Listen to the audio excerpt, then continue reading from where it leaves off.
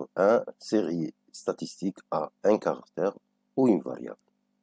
Donc, on a commencé par une introduction où on a défini cette science qui est la statistique. En fait, quand la statistique, c'est une science qui s'effectue, où son étude est effectuée sur un groupe de personnes ou d'objets. Donc, pour un groupe d'individus ou d'objets, la statistique est l'étude d'un certain phénomène. Donc, on va étudier un phénomène, sur un groupe d'individus ou d'objets. Un groupe d'individus, soit des personnes ou des objets, par exemple, la vitesse des voitures. Donc, cette étude va se faire de cette manière-là. Donc, on va commencer la collecte de données ou d'informations. C'est-à-dire, supposons qu'on va étudier le phénomène, la taille d'un groupe de personnes. Donc, on va collecter taille par taille des personnes. La première, la deuxième, ainsi de suite.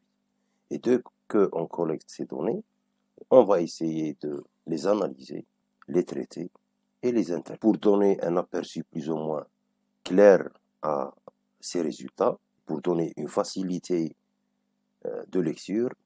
On va le donner des présentations. Donc, ces représentations, ils vont être soit sous forme de tableau ou graphique, ou fonctionner sous forme de courbe.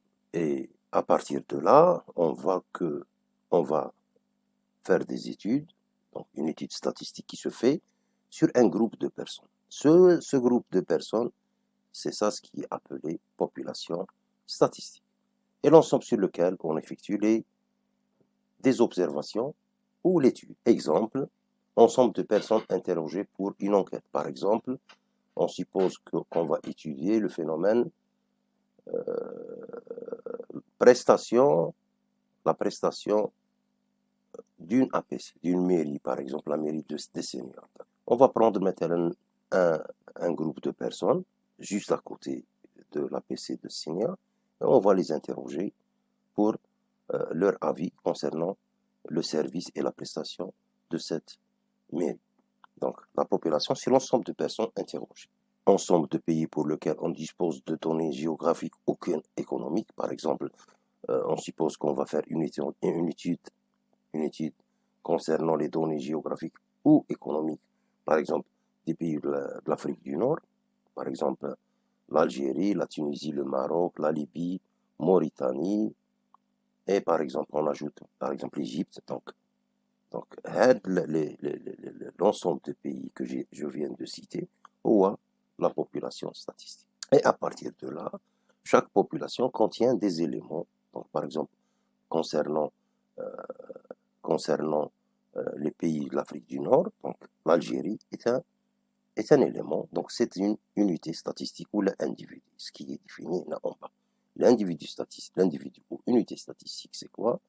C'est les éléments de la population statistique. Et à partir de là, pour chaque individu, on dispose d'une ou plusieurs observations. Exemple, chacune des personnes interrogées pour une enquête, telle que, par exemple, l'exemple que je viens de citer concernant la prestation de la mairie de Signa, les groupes de personnes, ou la population, le groupe de personnes qui est interrogé, ou la population statistique, et chaque personne est une unité statistique.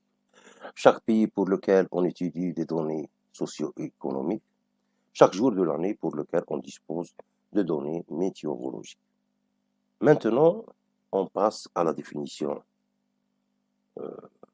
fondamentale de ce qu'on va faire, liée à la variable statistique ou le caractère. Le caractère statistique, jusque-là, on a dit qu'on fait l'étude d'un phénomène. Le phénomène qu'on va étudier, ou le caractère statistique, ou la variable statistique. Ce qui est étudié sur la population. C'est ce qui est observé ou mesuré sur les individus d'une population. Et à partir de là, on peut déduire qu'il s'agit de deux types de variables. Variable qualitative, c'est-à-dire une variable qui va nous donner une description sous forme de qualité. Donc ça va être un mot, ça va être littéral. Ou là, une variable quantitative qui va nous donner des quantités, ça veut dire qu'elle va nous donner des nombres réels. Exemple, premièrement, la taille des personnes, donc ça va être des nombres, le poids aussi, le salaire pareil, le sexe par contre, il va être un mot masculin ou féminin, femelle ou mâle, donc c'est qualitatif. Donc les trois premiers, c'est quantitatif, par contre sexe et qualitatif. Profession d'un groupe donné d'individus, donc ça va être par exemple dans notre école le MPO, donc il y a des agents de sécurité, il y a des enseignants, il y a des responsables administratifs, donc ça va être des propriétés ou là, des mots, et à partir de là, c'est une variable qualitative. Deuxièmement, la température maximale, minimale et minimale, et ainsi de suite, donc c'est clair. Maintenant, on va définir et voir de près ces variables. Donc, la variable, en commençant par la variable qualitative, comme on l'a dit, une variable statistique et qualitative, si ces valeurs, maintenant, les valeurs observées, donc, ou modalités, ce qui est appelé modalité, on va définir de plus près ces définitions, s'expriment de façon littérale ou par un codage. Donc, c'est des mots. Une observation qui n'est pas mesurable, et à ce moment-là, ce n'est pas des nombres. Exemple, sexe, situation familiale. Situation familiale, ça veut dire, on va trouver, par exemple, supposons qu'on va étudier l'ensemble des employés, on va faire une étude sur l'ensemble des employés de l'EMPO. Donc, il y a des personnes qui sont mariées, il y a d'autres qui sont divorcées, il y a d'autres qui sont célibataires, il y a d'autres qui sont veufs. Donc, il y a 4 observations qu'on peut déduire, et ces observations ne sont pas des nombres, sont des qualités. Donc, c'est une variable qualitative. État du temps consacré à un endroit donné chaque jour. Donc l'état, il peut être pluvieux, neigeux, beau, venteux. Donc, on voit que les résultats obtenus ne sont pas des nombres. Par contre, sont des propriétés des mots. La variable, par contre, quantitative, une variable est quantitative si ces valeurs sont des nombres sur lesquels des observations arithmétiques telles que somme, moyenne, ainsi de suite, ont un sens, c'est-à-dire des nombres réels. Maintenant, pour les variables quantitatives, elles peuvent être discrètes comme elles peuvent être continues. Donc, il y a deux types. Donc, en général, il y a deux types de variables, qualitatives et quantitatives. Pour les quantitatives, il y a deux sous-types, discrètes, quantitatives discrètes ou quantitatives continues. On va les définir une après l'autre, donc en commençant par la variable quantitative discrète. Une variable quantitative discrète, c'est une variable pouvant prendre par nature un nombre fini de valeurs. Donc elle prend 5, 6, Mohim, le plus important, c'est un nombre fini de valeurs, x1, x2, x3, x4, ainsi de suite, jusqu'à arriver au dernier résultat. Par exemple, le nombre, on suppose qu'on va étudier un ensemble de personnes, un groupe de personnes, donc c'est ça la population, et sur cette population, on va étudier le nombre d'enfants de chaque personne. On va voir qu'il y a des gens qui ont 0 enfant, il y a d'autres qui ont un enfant, d'autres ils ont 2, et d'autres ils ont 3. Donc j'ai 4 résultats. 0 enfant, 1 enfant, 2 enfants, 3 enfants.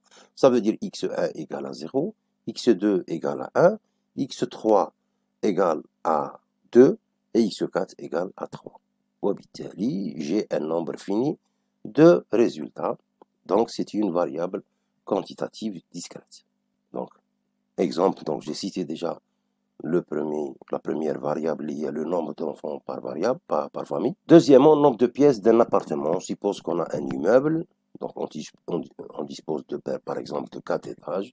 Chaque étage avec 4 appartements, 4 par 4, ça fait 16. On a 16 appartements. Sur les 16 appartements, donc chaque appartement a un nombre de pièces bien précis. Donc, on va étudier le nombre de pièces. Donc, on peut trouver 2 pièces, 3 pièces, 4 pièces par exemple, 5 pièces. Au Bitali, on trouve un nombre fini de résultats. Donc 2, 3, 4, 5, x1 égale à 2, x2 égale à 3, x3 égale à 4 ou x5 égale à 4. Donc c'est une variable quantitative discrète. Dans l'autre sens, donc, par contre, la variable quantitative continue, c'est une variable pouvant prendre par nature une infinité de valeurs. Généralement, tout un intervalle réel. Donc, on va prendre des intervalles. Par exemple, on va étudier la taille des étudiants de la section A. Et à travers l'étude, je vais trouver une taille minimale de 150 cm et une taille maximale de, par exemple, 290 cm. Et à partir de là, je vais les classer, 150 jusqu'à 160, donc j'ai un nombre d'étudiants dans cet intervalle. Dans le deuxième intervalle, 160, 170, j'aurai un autre groupe d'étudiants. Et puis, 170, 180, j'aurai un autre ensemble. Et puis, à la fin, entre 180 et 190, j'aurai le dernier groupe.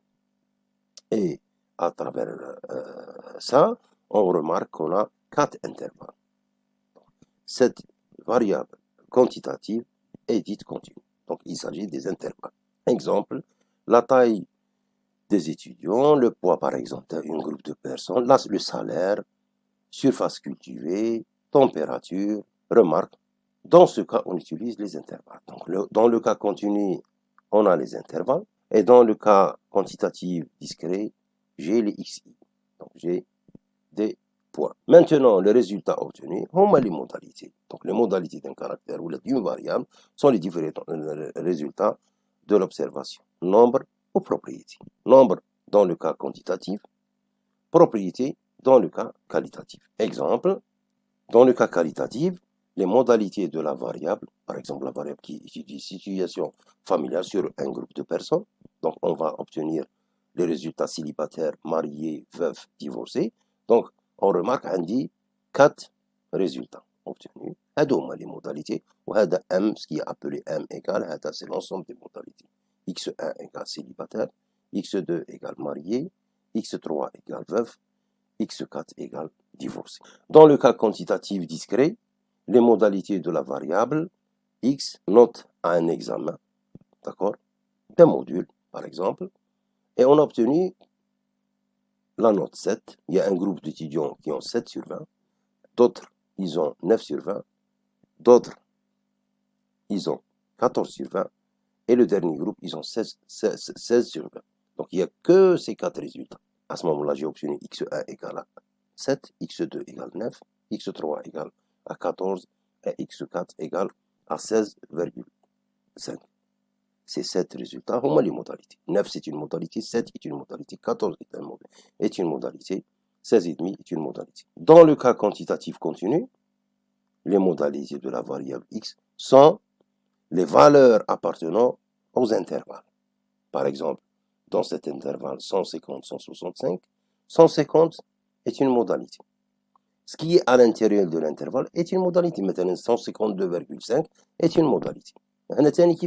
167 est une modalité. 165 est une modalité. Tout ce qui est à l'intérieur de l'intervalle est une modalité. Dans le cas continu, il y a une infinité de modalités. Remarque, il y a 2 types de variables statistiques qualitatives. Donc, on a vu jusque-là qu'il y a 2 types de variables. Il y a le premier type, c'est la variable quantitative. Le deuxième, c'est la variable qualitative. Quantitative, il y a 2 sous-types, discret et continu.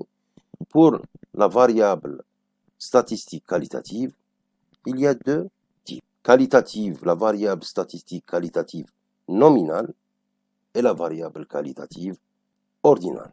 On commence premièrement par la variable qualitative nominale. La variable est dite qualitative nominale quand les modalités ne peuvent pas être ordonnées, ne peuvent pas être classées. C'est-à-dire, si on est devant une étude d'une variable qualitative, et on a des résultats, et on ne peut pas classer les résultats. On obtient par exemple 4 résultats, et les 4 résultats, on ne peut pas dire cette ce résultat, il vient en premier, et puis celui-là en deuxième, et celui-là en troisième, et le dernier en quatrième. Donc, ils ne peuvent pas être classés. Donc, on ne peut pas les ordonner. À ce moment-là, on dit que cette variable est qualitative nominale. Bon, pour voir un aperçu clair, on va essayer de comparer cette notion avec la variable quantitative discret. Dans le cas quantitatif discret, on voit que les modalités sont ordonnées. On obtient des nombres. Par exemple, on obtient 0, 1, 2, 3. Donc, c'est ordonné au départ. Le 0, il vient au début, puis 1, puis 2, et 3. Donc, on les prend dans un ordre croissant.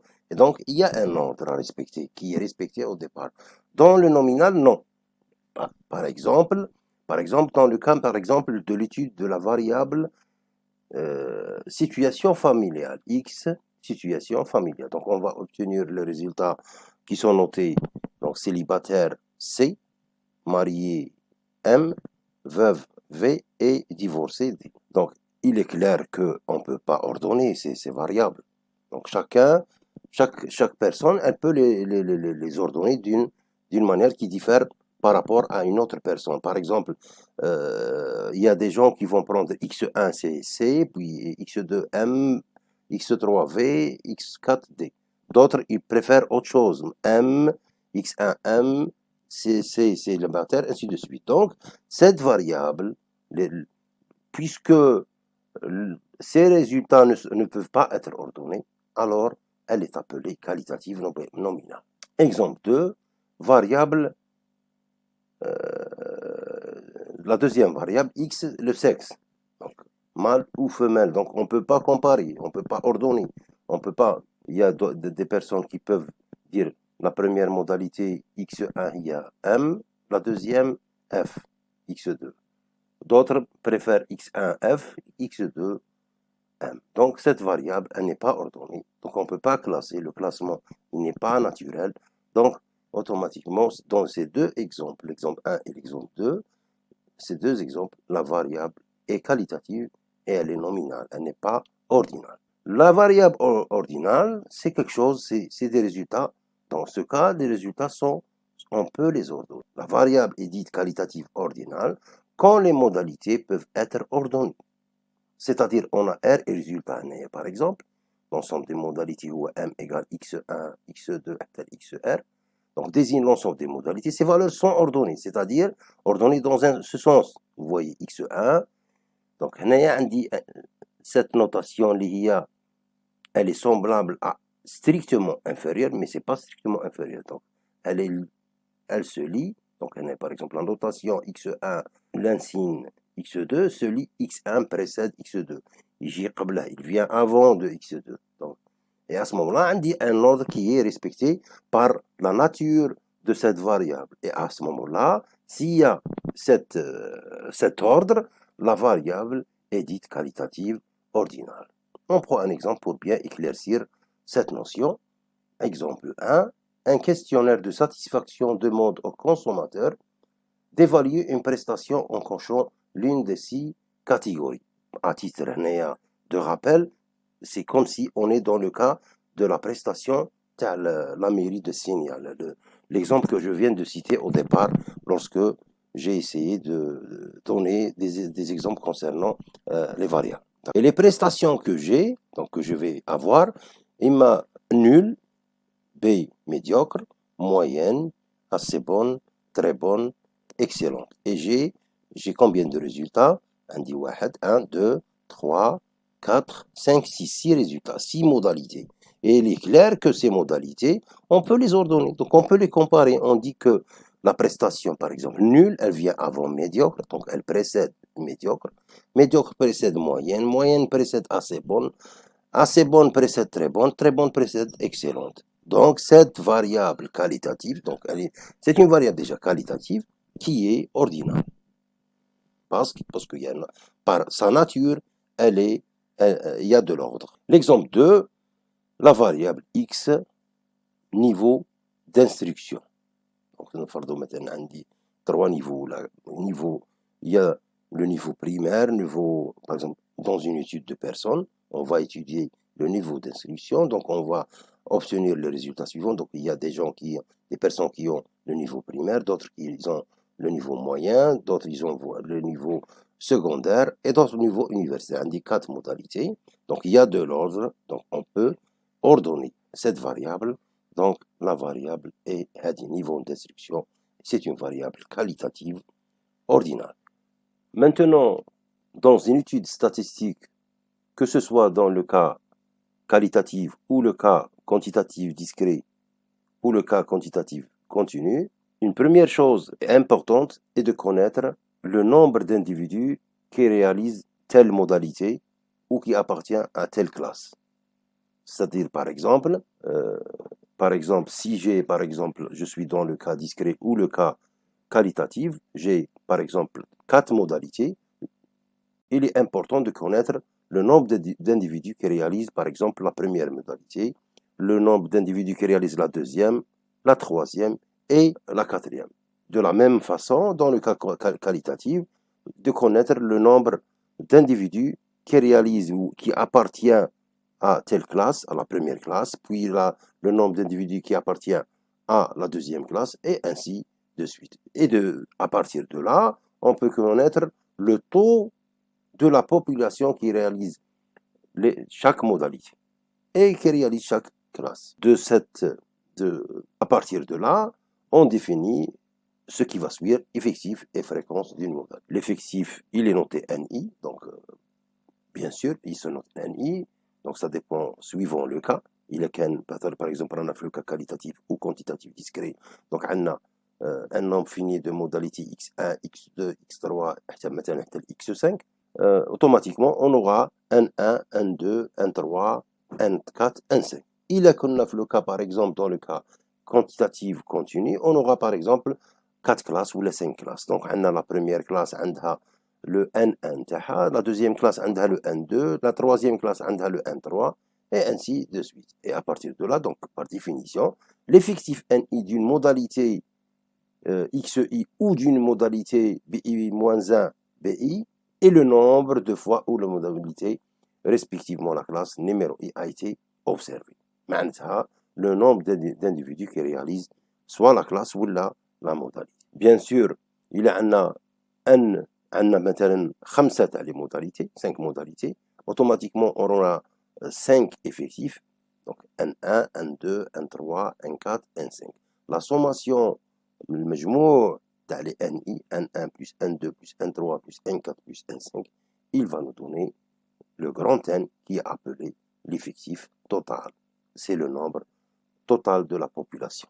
De la même manière, dans le cas qualitatif, donc le مجموع تاع les NI, il va nous donner l'effectif total de la population. Donc, مجموع تاع les NI, I من 1 ل R هنا, en supposant que عندي R modalité, donc dans une sens générale, est égal grand N, il se note N, grand N, qui est l'effectif total. Pour calculer les taux de la population de chaque modalité ou de chaque classe, on définit ce qui est appelé fréquence ou fréquence relative.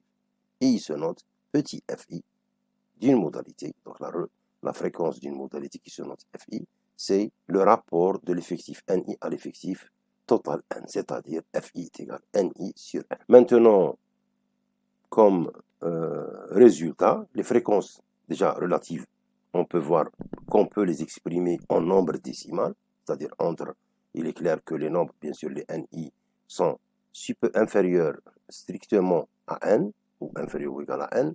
Donc, le nombre, il va être compris entre 0 et 1. Donc, soit on les présente les FI en nombre décimal entre 0 et 1, ou là, en pourcentage entre 0 et 100%, chose qui est dite dans cette remarque. Maintenant, il est clair que la somme des FI, il y a la somme des NI, la somme des FI, il y a la somme des NI sur N, et il est clair que la somme des NI sur N, ou N sur N qui est égal à 1. Donc, le مجموع des FI, يساوي الواحد. Par exemple, sur 200 familles, par exemple, on suppose qu'on a une population qui contient 200 familles, et on a, par exemple, on veut étudier la variable nombre d'enfants de chaque famille. Et on a remarqué, par exemple, Bon, chose qui n'est pas citée dans l'exercice. On dit x1 par exemple, 0 enfant, x2, 1 enfant, x3, 2 enfants. C'est-à-dire, là, il est en train de nous dire que 50 personnes, 50 familles plutôt, le nombre 50 de familles, 50 familles ont 2 enfants. Maintenant, le N3 est égal à 50. La fréquence à ce moment-là, F3 qui est notée FI, qui associée à la valeur x3 égale à 2 de la variable nombre d'enfants, et F3 est égal à N3 sur grand N, اللي هي 50 sur 200, effectif total هنايا N هو 200, qui est égal à 1 quart, اللي هو 0,25, ou sous forme de pourcentage 25%.